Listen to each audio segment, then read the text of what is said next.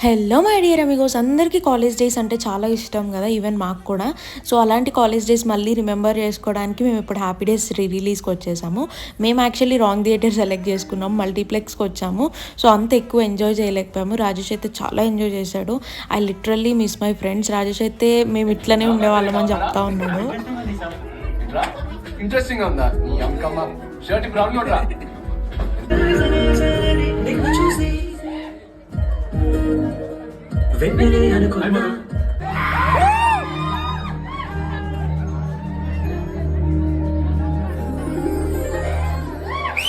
ఇక్కడ నేను వీడియో తీసిన అని తెలిసి చాలా డీసెంట్గా బిహేవ్ చేస్తున్నాడు.